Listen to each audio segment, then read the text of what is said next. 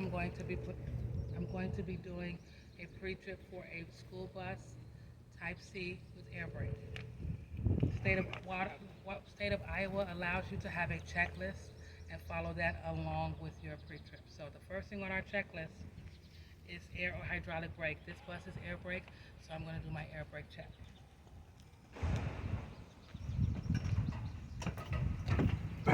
I'm assuming you want me to follow in there, right? You could.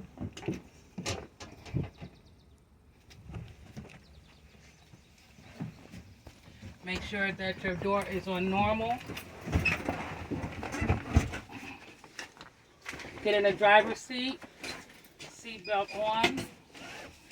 Make sure the seat is fit to you. Make sure it buckles, it's not cut. Close your door, always close your door before you start your vehicle. Put your key in the run position. Check your ABS light to make sure that comes on and then goes off. Make sure your air tanks are full. That means I should not hear a buzzer, they are. So the first thing I'm going to do is I'm going to check my applied brake. Meaning I'm going to put pressure on the service brake, release the parking brake, and my air pressure should not drop more than 3 psi a minute. Some situations they want you to count to 60. 1, 2, 3, 4, 5, 6, 7, 8, 9. After 60 seconds, the pressure should not drop more than 3 psi. Then I'm going to do my low pressure warning light. So that means I'm going to fan my brake or pump my brake until it reaches between 70 and 60 psi. My buzzer should come on and the light should come on indicating that I have low air. And there it is. Brake light came on, brake air came on. Now I'm going to check my emergency brake or my pop-out brake. That means I'm going to continue to fan my brake to between 45 and 20 psi. My parking brake should pop out or apply itself.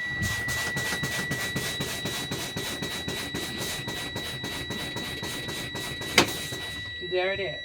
Now I start my vehicle.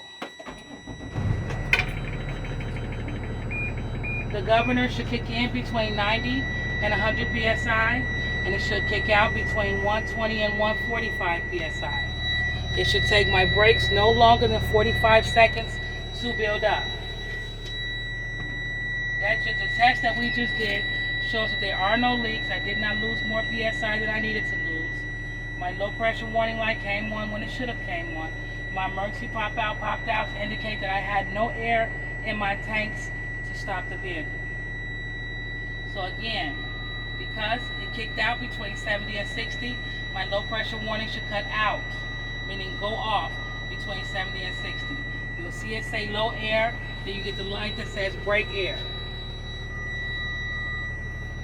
You do not technically have working brakes until 90 to 100 psi.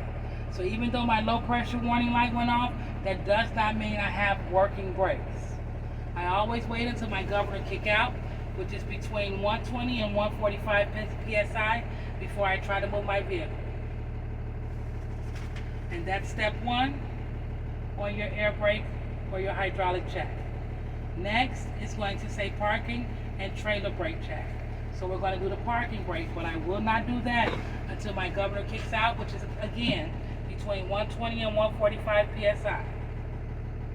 A safe start is always considered a safe start when you are in the driver's seat, your seat belt is on, and your door is closed. If your door is open when you start the bus, that is not a safe start. And in the city of Iowa or the state of Iowa, they will ding you for that. Some testers will actually fail you if you start your vehicle with your door open. Any questions? No.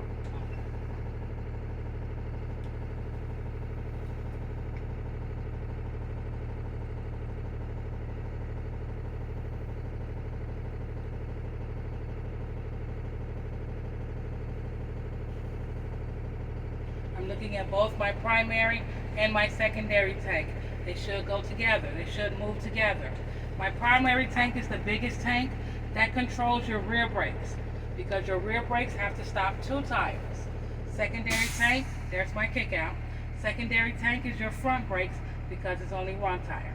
Now that my governor kicked out, I'm going to perform my parking brake check. That means that I'm going to put my foot on the service brake, put the vehicle in drive. Okay? I'm going to leave my parking brake engaged. I'm going to rev up my vehicle till about 1200 RPMs, and I'm going to hold it for about 8 seconds.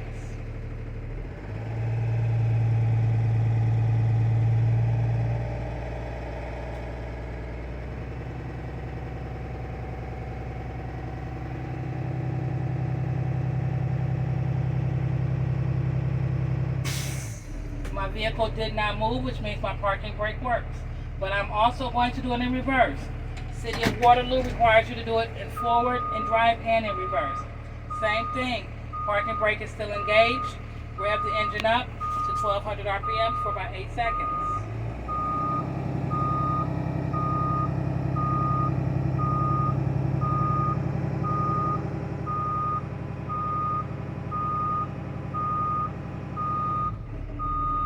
Put the vehicle back in neutral. That's our parking brake check. Next on the list is our service brake check. So with your service brake check, you're going to put your foot on the service brake, put your vehicle in drive to release your parking brake. Now understand, in order to properly release your parking brake, your foot has to apply pressure on that service brake. If you remove the parking brake without applying pressure on the service brake, you lose your air pressure. Okay? So now we're in neutral, put the vehicle in drive, and we are checking our service brakes. That means I'm going to let my bus make one complete tire rotation.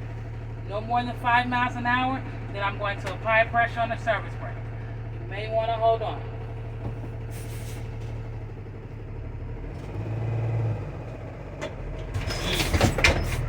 You do that 2 times. First time only because it could be a fluke. You want to double check to make sure it works. So I'm doing it another time. Remember, no more than 5 miles an hour. That's better?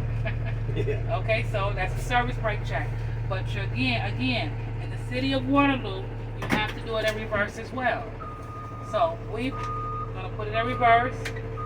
I like to put my hazards on and honk my horn. Check my surroundings. 1 tire rotation. 1 more. Secure your vehicle. That's your service brake check. Okay? Next on your list is your lighting indicators.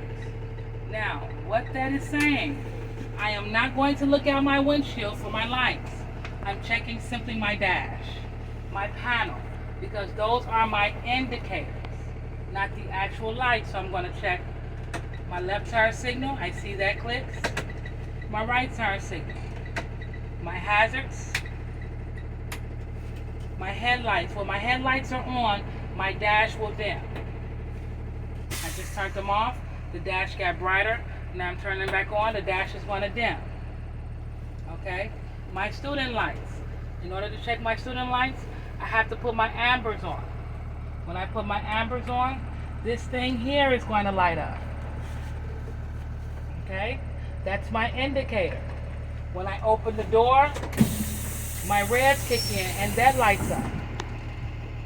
Again, I am not looking out my window. I am simply looking at my indicators. Can you see the light? Don't look there. Look here. Yeah, I can see it. Okay? Now notice when I close the door, that light's going to go out. See? Yep, I see it. Because these are my indicators. Okay?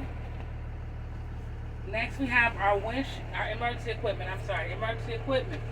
You have your first aid, your body fluid cleanup kit, your first aid, body fluid, your reflective triangles, your fire extinguisher. I always add to my emergency equipment my seatbelt cutter, because that is part of my emergency equipment, as well as my horn. Okay? So my fire extinguisher should be a 10-pound ABC fire extinguisher. Should be with my dial in the green indicating that it's full, with a pin in it indicating that it hasn't been used, and it should be properly mounted and secured to the vehicle. My reflective triangles, I should have 3 reflective triangles. They all should be mounted and securely properly to the vehicle. My first aid kit should have 7 unopened packages with spare fuses, and my body fluid cleanup kit should have one unopened package with extra gloves. Seatbelt cutter should not have any rust on the blade. This one obviously is new, but want to check the blade to make sure there's no rust, no tears. It should always be in arm's reach of the driver. Next, we have our windshield and our traffic monitoring devices. I want to check my windshield to make sure there's no cracks, no cuts, no dings, that is properly secure, meaning I have no water dripping, nothing hanging, nothing that shouldn't be there. My traffic monitor devices are going to be my mirrors. Checking all of my mirrors, my 2 flat at the top, my 2 convex at the bottom, my 2 crossover or your concave mirrors. Make sure they all have the proper molding. I have no hanging wires because all of my mirrors are heated. Making sure my mounts are secure. None are bent, none are hanging off. Next on my list is my wipers and my wipers and my washers. So I'm going to turn on my windshield wipers. Making sure that both of them work. Then I'm going to push in to check my washer fluid to make sure that it spits out. And that also shows me how my blades are. If it cleans them, that means that my blades make good contact with the windshield. If I have little gaps in it, that means that my blades are probably warped. Okay? Next is my heater and defroster. Now that's going to be your panel here. You're going to check every heater and defroster that you have. Normally it tells you what it is. Here it says aft. Aft is normally the back of my bus. So it says off. I'm going to turn on low. You hear it? Yep. And then I'm going to turn on high. Then I'm going to shut it off. This one says step. I have it on off. Put it on low. Now it's on high. This says LS defrost fan. That's your left side defrost fan. It's on off, low, high. WS. That can either be the windshield or the window. I think it's the windshield. Because that's your windshield. Sure. Okay, so off, low, high. Now, with your mirror heat, there is no gauge. So what will happen is, when I turn the mirror heat on, that light should come on. Okay? 3-minute idling. It shuts down on its own. Heater pump, same thing. That light should come on. That makes a slight buzz, though. Yeah, you can hear that. You can hear it. Here I have my forward heater, which is the front of the bus. Off, low, high. Driver dome. The light should come on, but most situations it doesn't. So with that, I'll look up. Okay. Rear dome, same thing. Check my student. I see it. Works. Awesome. Front dome. Turn that on. Check up there. I see it. Awesome. AC vent. Because this bus has AC, there are 2 controls that control your AC. The AC vent is off. When I turn it on, it turns on my AC here. High, medium, low. When you turn it off, you turn off your vent. External speaker, internal speaker. That light should come on. Okay. Strobe light off. That light should come on. Where's the strobe light located? The strobe light is on the top of your bus. Okay. Sometimes you won't see it. Well, you won't see it. But if you look at the buses around us, you'll see the little light on the top of it in the back of the bus. Oh, okay. That's your strobe light. Okay? I always check my front one as well. Make sure this works. Those are your driver heaters. Okay? Turn it on. And then next after that, it says horn. Honk your horn. Okay? And that concludes your in-vehicle engine start. After that, you have a lot of other things that you have to do. That'll be the next video. Thank you guys for paying attention.